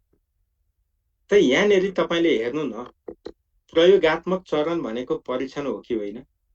त 2028 सालमा 2टा जिल्लालाई परीक्षण गरियो, 2029 सालमा 13 जिल्लालाई परीक्षण गरियो। त्यही भएर प्रयोगात्मक चरण भनेर 2 + 13 जिल्ला भनेको कति जिल्ला हो पद्माजी? 15 जिल्ला भयो सर। कतिमा चिनो लाउनु पर्ने रहेछ? 15 मैले सुरुका 2 जिल्लालाई मात्रै सम्झिरहेको थिएँ सर, चितवन र अनि कास्की। अब यत्रो प्रश्न लेखेर देखाउँदा पनि त्यस्तो सम्झिए भन्यो भने त उल्टिन्छ कुरो। प्रश्न त यस्तै हुन्छ। तपाईले यहाँ भएको शब्द जस्ताको तस्तै हुँदैन। त्यही भएर हामीहरूले कन्सेप्ट बुझ्यौं भने गलत हुँदैनौं। अब तपाईलाई के सोध्न सक्छ भने सर्वप्रथम परीक्षण गरिएका जिल्ला भन्यो भने चितवन र कास्की। एउटा पनि विद्यार्थीले गल्ती गर्दैन। के अरे नयाँ शिक्षा योजना कुन जिल्लामा परीक्षण गरिएको थियो भनेर प्रश्न सोधो। कमा चितवन र कास्की, खमा चितवन र गोर्खा, गमा कास्की र तनहुँ, यसरी नै दिन्छ नि त अप्सन। त्यो प्रश्न आयो भने एउटा पनि परीक्षार्थीले गल्ती गर्दैन। किनभने त्यो के हो? सी लेभलको प्रश्न हो कि होइन? तर यसरी सोधो भने के हुँदो रहेछ? तपाईलाई राष्ट्रिय शिक्षा पद्धतिको योजना सर्वप्रथम कति जिल्लामा परीक्षण गरिएको थियो भन्ने प्रश्न आयो भने पनि कुनै विद्यार्थीले गल्ती गर्दै गर्दैन र त्यस्ता प्रश्न सोध्दै सोध्दैन। त्यो भनेको अति सरल सी लेभलको प्रश्न। त्यस्तो प्रश्न पनि गल्ती गरियो भने त फेलै हो, त्यसमा चिन्तै छैन। अब त्यसो हो भने तपाईले पढ्दा के बुझ्नु पर्यो भने 2028 साल र 2029 साल 2 वर्ष परीक्षण गरिएछ। 2030 र 2031 मध्यावधि चरण। मध्यावधि चरणमा पहिलो 16 जिल्ला, दोस्रोमा 20 जिल्ला। कति जिल्ला भए? 36। त स्थायी चरण भनेको 32 साल। कति जिल्ला? 24 जिल्ला। यो कुरा तपाईहरुले याद गर्नुपर्छ। जथाभावी पढेर हुँदैन। यहाँ हेर्नुस् त, यहाँ तपाईलाई भन्दैकै छ पहिलो र दोस्रो वर्ष परीक्षण गरिएको, 5 पटक गरेर कार्यान्वयनमा आएको, 3 चरणमा कार्यान्वयन भएको, 5 वर्षीय योजना र यी कुराहरू गरे।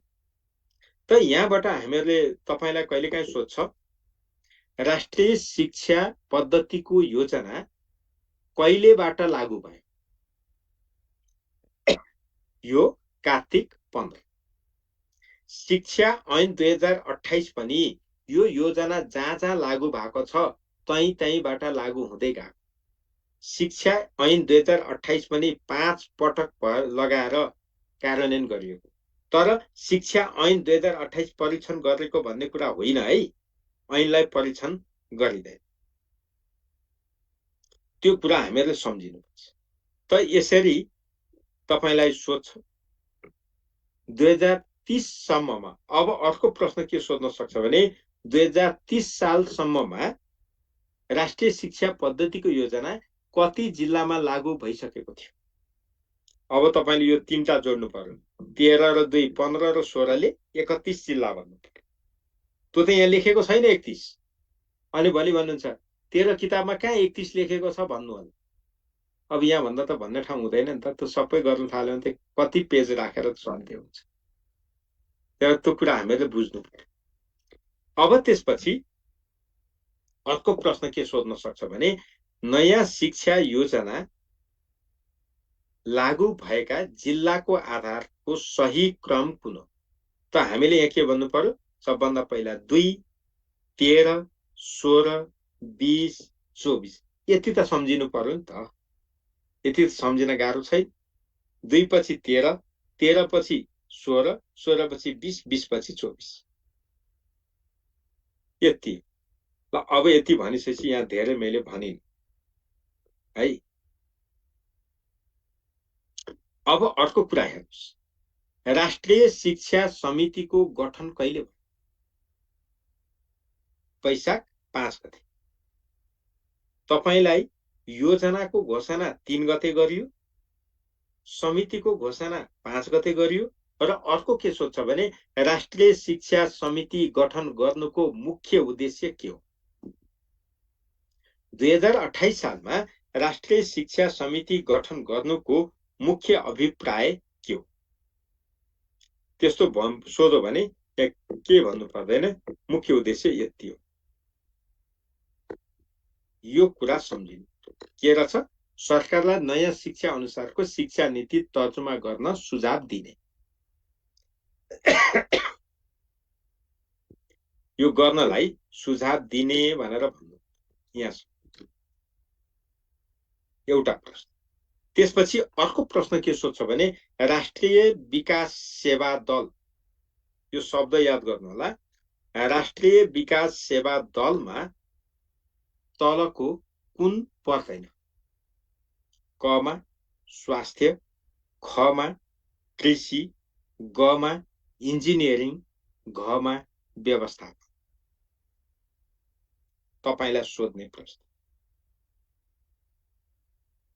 अब हामीहरूले यहाँ के हेर्नु भने यहाँ चाहिँ शिक्षा, स्वास्थ्य, कृषि र निर्माण भनेर 4वटा क्षेत्र दिएको छ। निर्माण भनेकैलाई इन्जिनियरिङ भनेको। त्यही भएर निर्माण चाहिँ पढ्यो, इन्जिनियरिङ पढेको थिएन। त्यही भएर इन्जिनियरिङ भनेर चिनो लाउनु भने गलत हुन्छ। यहाँ व्यवस्थापन भन्नुपर्छ। यो भनेको के हो भने राष्ट्रिय विकास सेवा दल भनेको के हो भने यति बेला नेपालमा यो विषयमा शिक्षामा चाहिँ ब्याचलर तहको पढाइ हुन्थ्यो, बीएड पढाइ हुन्थ्यो। तर स्वास्थ्यमा हेल्थ असिस्टेन्ट तहको मात्रै पढाइ हुन्थ्यो। कृषिमा पनि त्यही जेटीए तहको पढाइ हुन्थ्यो। इन्जिनियरिङमा ओभरसियर तहको पढाइ हुन्थ्यो। अर्थात् एमबीबीएस र इन्जिनियरिङको पढाइ त 2035 सालदेखि भएको, यो त 28 मा आयो। तर पनि त्यही पढेका मान्छेलाई पनि 1 वर्ष गाउँमा गएर शिक्षा पढेकोले स्कुलमा पढाउनु पर्ने, स्वास्थ्य पढेकोले स्वास्थ्य संस्थामा बसेर बिरामी जाँच गर्नुपर्ने, इन्जिनियरिङ पढेको ओभरसियर पढेको मान्छेले स्थानीय निकायमा गएर यही उसके पढेको विषयको काम गर्नुपर्ने। अनिवार्य व्यवस्थालाई यो राष्ट्रिय विकास सेवा दल भनेको, यो राजनीतिक दल होइन। यो कुरा याद गर्नु होला। यहाँबाट प्रश्न सोध्छ। अब कहिलेकाहीँ यहाँबाट के पनि प्रश्न सोधिन्छ भने यो विकास दल कहिलेसम्म कार्यान्वयनमा आयो भन्दा 2036 सालसम्म। 36 सालमा जब विद्यार्थीहरूले राजनीति गरे भन्ने लाग्न थाल्यो, त्यसपछि यो बन्द गर्यो। यो नेपालको लागि राम्रो कार्यक्रम थियो। अब शिक्षा ऐन 2028 कहिले जारी गरियो? यो शिक्षा ऐन 2028 कहिलेदेखि कार्यान्वयन भयो?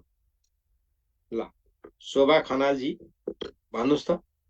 छ मान्छे बिन्दास पाराले बस्दै छ, कोही माम खाँदै होला, जे भए पनि।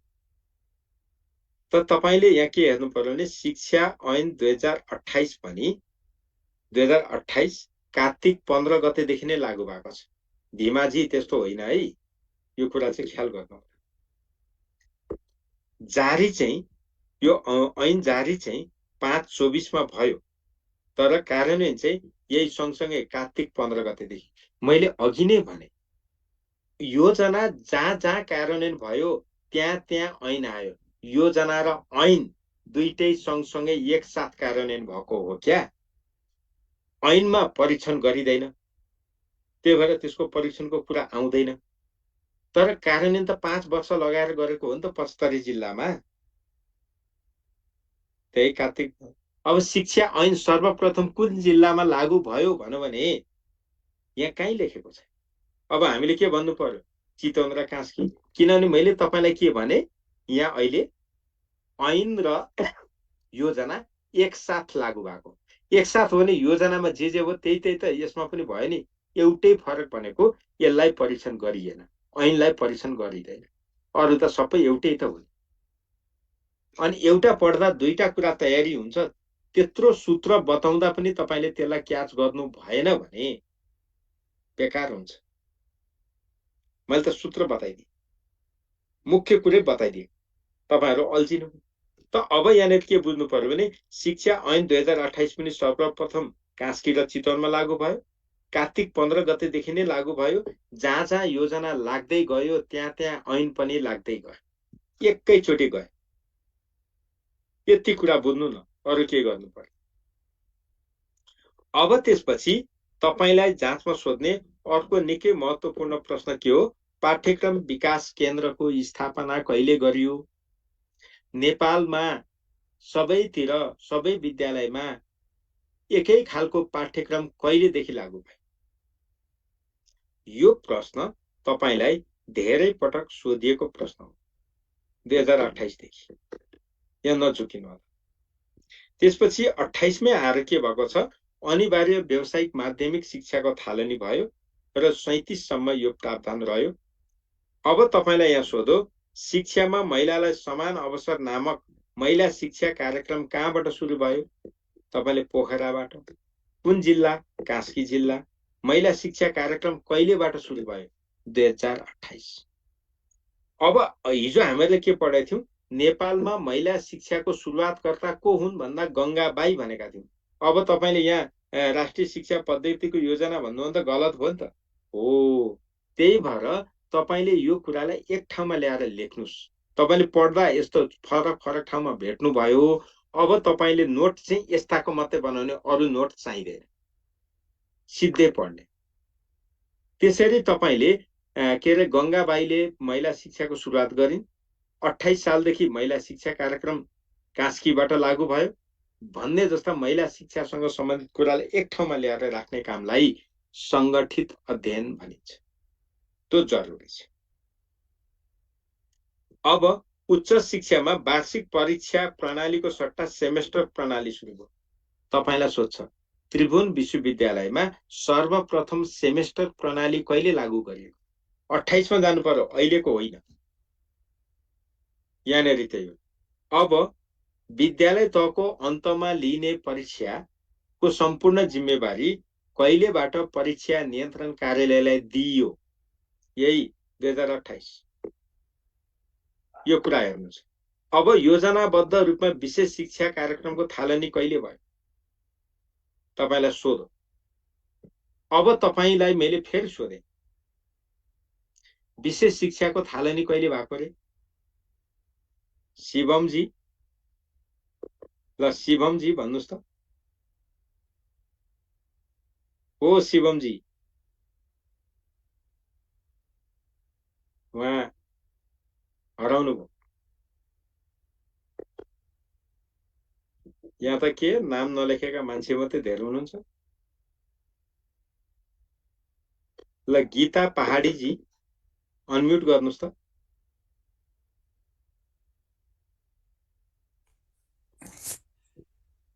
गीता पहाडी उहाँ निन्द्रा हुनुहुन्छ। ल भीमा लिम्बुजीले भन्नुहोस्।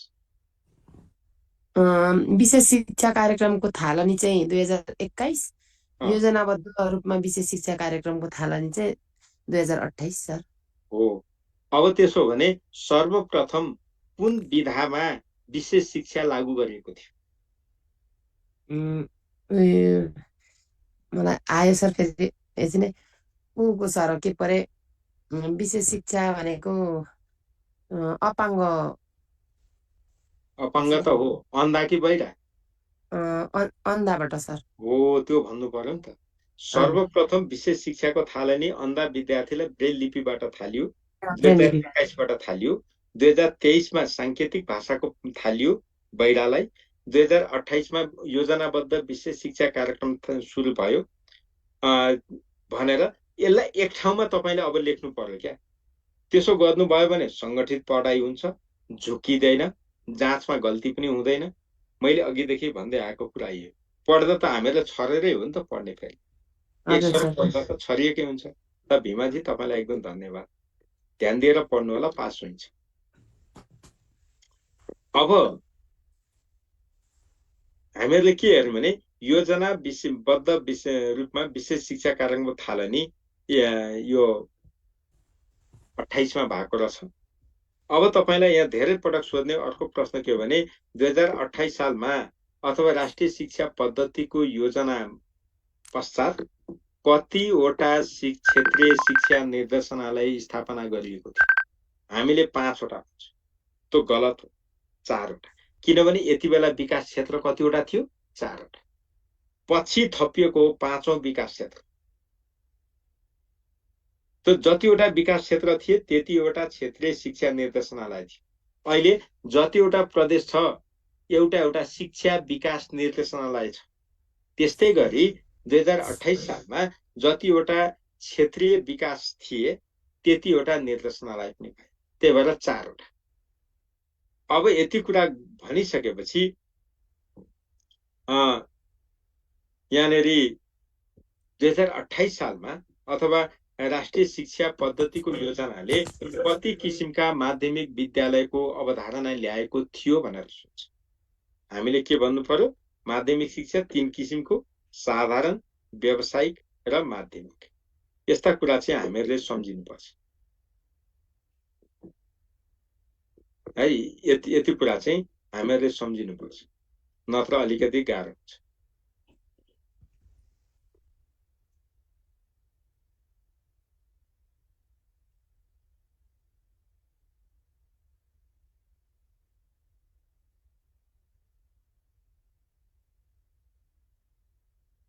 अब यति कुरा मैले भनिसकेपछि तपाईहरुले यी कुराहरूलाई अलिकति संगठित तवरले हेर्नु होला। त्यो भने 28 सालका घटनाक्रमबाट तपाईले बिगार्नु। अब 28 सालमै फेरि शिक्षाको संरचना अरू पनि छन्। ती कुराहरू हामी यसको प्रतिवेदन पढ्छौं नि त। राष्ट्रिय शिक्षा पद्धतिको योजना 2028 को प्रतिवेदन हामी छुट्टै पढ्छौं। त्यो पढ्दाखेरि अरू डिटेल कुरा गर्छौं। यहाँ चाहिँ मुख्य कुरा, मुख्य घटनालाई मात्रै सम्झेको, यो कुरा चाहिँ तपाईले बिर्सिन पाउनुहुन्न। अब 29 सालमा के भयो त भन्दा बुढा नीलकण्ठ स्कुलको स्थापना। सरकारी विद्यालय हो यो चाहिँ, तर सामुदायिक विद्यालय हो। यहाँ विचित्र छ, यी बारेमा हामीहरूले कहीँ चर्चा गरेका छैन। नेपालमा संस्थागत र सामुदायिक दुईटा विद्यालय भनेका छौं, त्यसैमा हिँडेका छौं। किनभने ऐनले त्यही भनेको छ, तर यथार्थमा त्यस्तो छैन।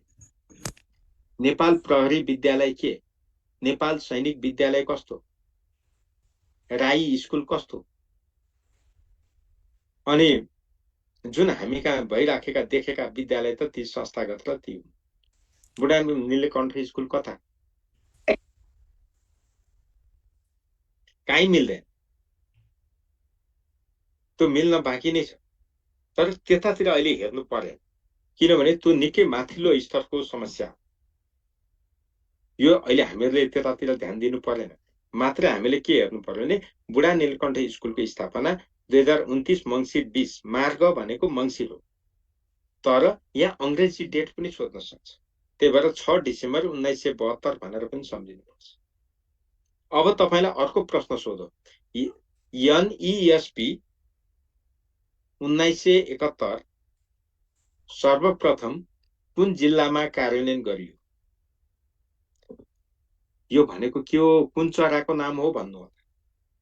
अघि भनेको राष्ट्रिय शिक्षा पद्धतिको योजनालाई अंग्रेजीमा NESP पनि भनिन्छ। त्यो कुरा बिर्सिनु हुँदैन है, त्यो एउटै कुरा। अब 30 सालमा आइसकेपछि यो 30 सालको घटनाक्रममा हेरौँ त। अब हामी सबै हेर्दैनौँ, यो इन्जिनियरिङ अध्ययन संस्थान परिवर्तन भयो, त्यो हामी हेर्दैनौँ। त अब यहाँनिर हामीले के हेर्छौँ भने विशेष शिक्षा परिषदको गठन कहिले भयो? 2030। अब अघि हेर्नु है, अघिकै कुरा। तपाईले यहाँ यति पढिसकेपछि तपाईले म यहाँ के भन्छु भने संगठित पढाइ कसरी गर्ने? तपाईले के भन्नुहुन्छ? नेपालमा विशेष शिक्षा यति भनेर शीर्षक दिनुस्। तपाईले पढ्दा यति पढ्नुभयो नि त। अब 2021 मा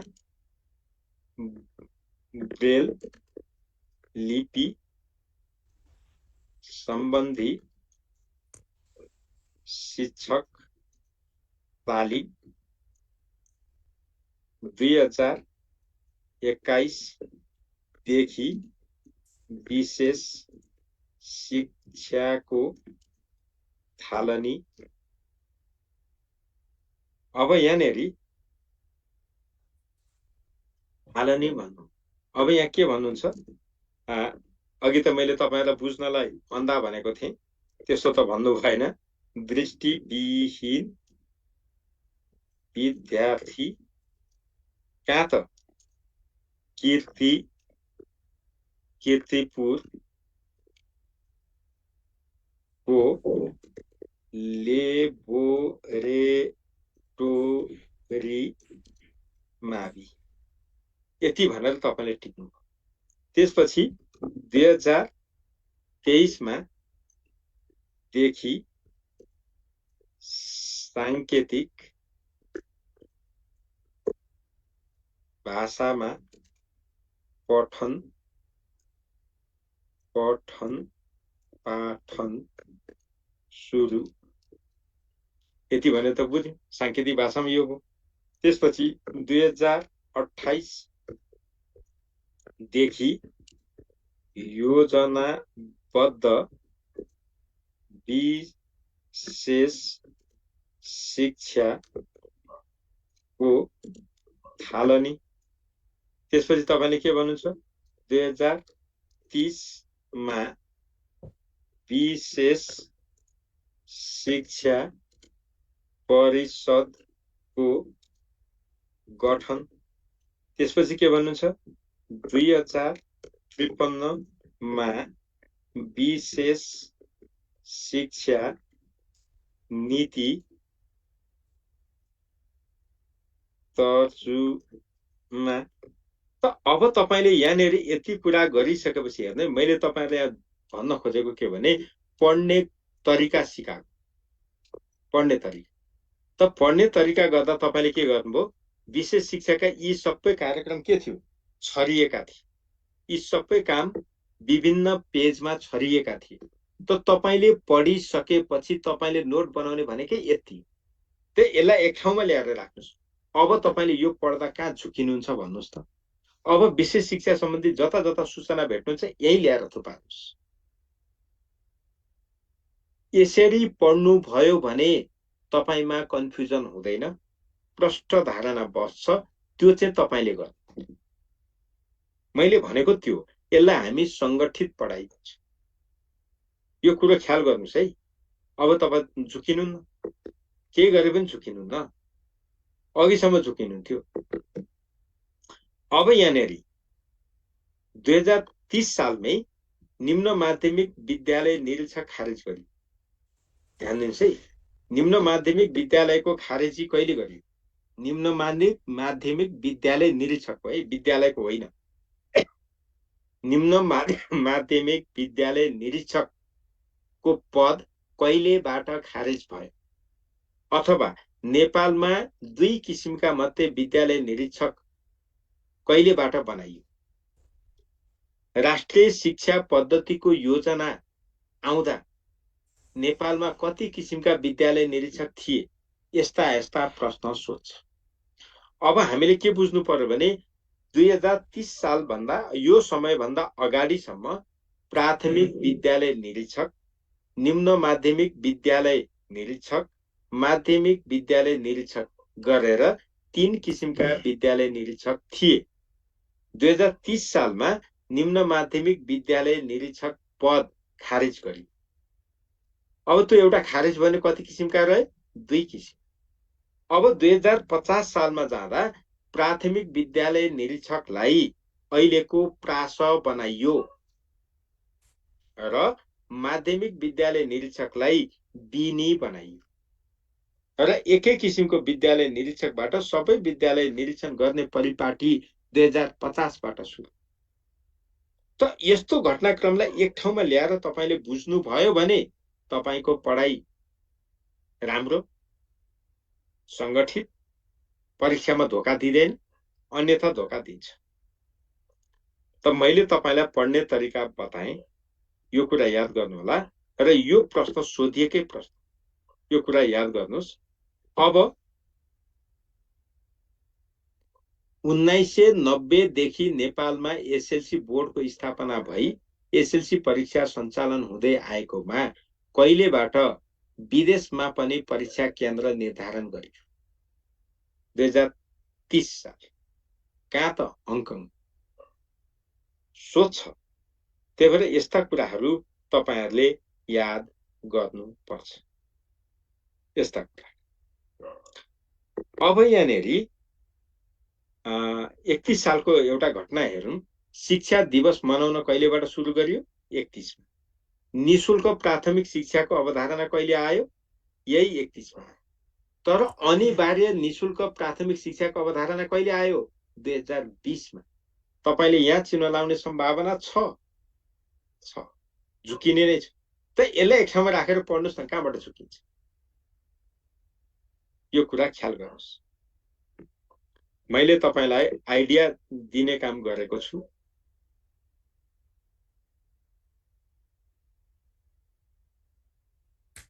यो भक्त बुढाले के भन्नुभएको? संसारीकृत होला भन्नुहुन्छ। यो मैले तपाईको बुझिन है। ल अब तपाईलाई यहाँनेरि के थाहा पाउनु पर्यो भने शिक्षा दिवस मनाउन 31 मा गरियो। अब तपाईलाई अर्को सोधो, यहीँबाट सोध्छ प्रश्न। राष्ट्रिय शिक्षा दिवस कहिले मनाइन्छ? पहिलो प्रश्न। तपाईलाई यसपालि सोध्ने, अनिवार्य सोध्ने 99% सम्भावना बोकेको प्रश्न त्यही हो। असोज 2 गतेलाई राष्ट्रिय शिक्षा दिवस मनाउनुको मुख्य आधार के हो? तपाईलाई सोध्ने प्रश्न क्या? त्यो भनेको अनिवार्य तथा निशुल्क शिक्षा ऐन जारी भएको दिन। यो कुरा याद गर्नै पर्छ। अब तपाईलाई यस्ता घटनाक्रम सम्झिनु भएन भने काम लाग्दैन। त अब शिक्षा दिवस 2031 मा छ। अब यहाँनेरि दिवस जति शिक्षासँग सम्बन्धित दिवस भनेर एक ठाउँमा ल्याउनुस्। अन्तर्राष्ट्रिय साक्षरता दिवस, अन्तर्राष्ट्रिय शिक्षा दिवस, राष्ट्रिय शिक्षा दिवस, राष्ट्रिय बाल दिवस, अन्तर्राष्ट्रिय शिक्षक दिवस एक ठाउँमा ल्याएर पढ्नुस् त। कसरी झुकिँदो रहेछ हेरौं। मैले भनेको त्यही। त्यही भएर तपाईले त्यो कर्म गर्नुपर्छ। ल अहिले हामीहरूले यहाँ हेर्यौं र अर्को यहाँबाट सोध्ने प्रश्न के हो भने सर्वप्रथम राष्ट्रिय शिक्षा दिवस कहिले मनाइयो? तपाईले के हेर्नु पर्यो? 2031 फागुन 12। यो त तपाई झुकिनु। फेरि फागुन 7 मा जाला। अब त्यसपछि तपाईलाई यहाँ अरु त छैन, तर जे भए पनि राष्ट्रिय शिक्षा पद्धतिको योजना 2028 को मध्यावधि मूल्याङ्कनको घोषणा कहिले गरियो भन्दा 2031 मा गरियो, असार 10। यो कुरा याद गरौँ। अब 2032 सालमा निशुल्क पाठ्य पुस्तक वितरण। अब यहाँनिर तपाईलाई सोच, नेपालमा सर्वप्रथम निशुल्क पाठ्य पुस्तक वितरण कहिले गर्यो? अक्षराङ्क शिक्षा देव शमशेर, त्यो सम्झिनु, यो मिति होइन। अब तपाईलाई सोधो, त्यो मिति राखेन, तपाईलाई के सोधो भने कक्षा 1 देखि 3 सम्म निशुल्क पाठ्य पुस्तक वितरण कुन शैक्षिक सत्रबाट गरियो भन्दा 32-33, कति विद्यालयबाट गर्यो? 25। यो चाहिँ सम्झिनु। यति गरेपछि 33 सालका घटनाक्रम त्यति महत्त्वपूर्ण छैन।